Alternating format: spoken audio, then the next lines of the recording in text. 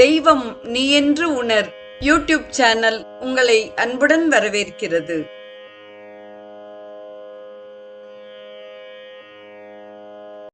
வாழிய செந்தமிழ் அன்பு நிறை உள்ளங்களுக்கு அன்பார்ந்த வணக்கங்கள். வாழ்ந்து காட்டிய வள்ளல்கள் வரிசையில் நாம் திருமுருக கிருபானந்த வாரியாரின் வாழ்க்கை வரலாற்றை சிந்தித்துக் கொண்டிருக்கிறோம். இன்றைய நிகழ்வு 9ஆம் நிகழ்வாக அமைகிறது. முதலில் மிளகாய்ச்சாமியின் விருப்பம் குறித்து நாம் சிந்திப்போம். வள்ளியூரில் மிளகாய்ச்சாமி என்ற சித்தர் வாழ்ந்து வந்தார். அவர் அரைத்த மிளகாயை உண்டு மோரை குடித்து வந்தார்.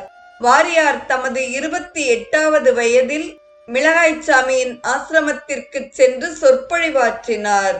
வாரியார் எப்போதும் ஏழையாகவே இருக்க வாழ்த்துகிறேன் என்று மிளகாய்ச்சாமி வாரியாரை வாழ்த்தினார். பக்தர்கள் திகைத்தனர். மிளகாய்ச்சாமி விளக்கினார். வாரியார் ஏழையாக இருப்பதால் தான் நாம் கூப்பிட்ட பொழுது வந்து உரையாற்றுகிறார். அவர் செல்வந்தர் ஆகிவிட்டால் அப்படி வர இயலுமா?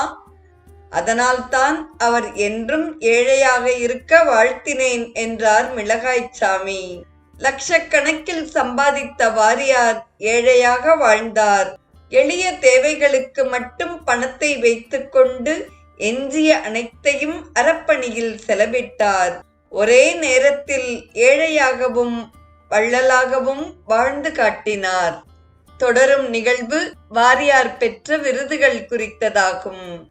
வாரியாரை தேடி பற்பல விருதுகள் வந்தன. அவற்றுள் முக்கியமானவை மதுரையில் உள்ள திருஞான சம்பந்தர் ஆதீனம் மகா சந்நிதானம் சோமசுந்தர தேசிக பரமாச்சாரிய தேசிக சுவாமிகள் வாரியாருக்கு அருள்மொழி அரசு என்ற பட்டத்தை அளித்து கௌரவித்தார்கள்.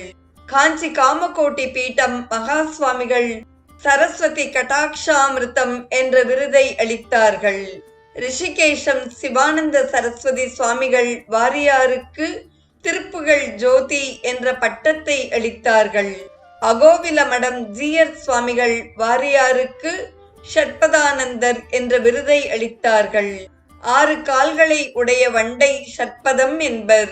வண்டு பல மலர்களில் இருந்து தேனை சேகரித்து தருவது போல் பல நூல்களின் சுவையை திரட்டித் தருபவர் என்ற பொருளில் கிருபானந்த வாரியாருக்கு ஷட்பதானந்தர் என்ற விருதை ஜீயர் சுவாமிகள் வழங்கினார்கள். சென்னை தமிழிசை சங்கத்தின் வெள்ளி விழா ஆண்டில் வாரியார் சுவாமிகளுக்கு இசை பேரறிஞர் விருதை அளித்தனர். தமிழக அரசின் தமிழிசை நாடக மன்றம் வாரியாருக்கு கலைமாமணி விருதை வழங்கியது. தர்மயாதீனம் குருமகா சன்னிதானம் அவர்கள் வாரியாருக்கு அருள்மொழி கொண்டல் என்ற விருதை அளித்தார்கள். மேலும் பொன்னாடை போர்த்தி கௌரி சங்கர் என்ற ஒரு வகை ருத்ராட்ச மாலையை அணிவித்து கௌரவித்தார்கள். பவானி திருமுறை கழகத்தினர் வாரியாருக்கு திருப்பணி சக்கரவர்த்தி என்ற பட்டத்தை அளித்தனர். வேலூர் சண்முகநடியார் சங்கம் சுவாமிகளுக்கு சொற்பொழிவு வள்ளல் என்ற விருதை அளித்தது.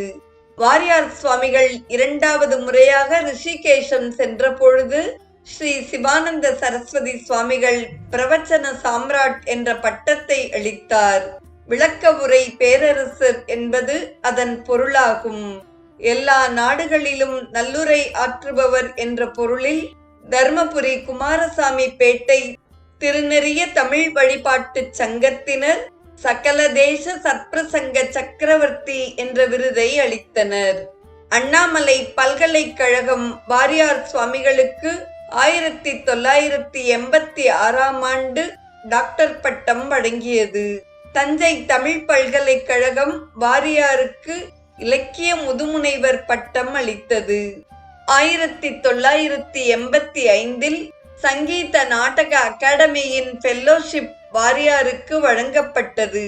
மதுரையில் நடந்த உலகத் தமிழ்ச்சங்க தொடக்க விழாவில் முதல்வர் எம்ஜிஆர் அவர்கள் வாரியார் சுவாமிகளுக்கு தங்க மலர் அணிவித்து சிறப்பித்தார். 1986ஆம் ஆண்டு இன்டகிரல் யோகா இன்டர்நேஷனல் அவார்ட் வாரியாருக்கு வழங்கப்பட்டது.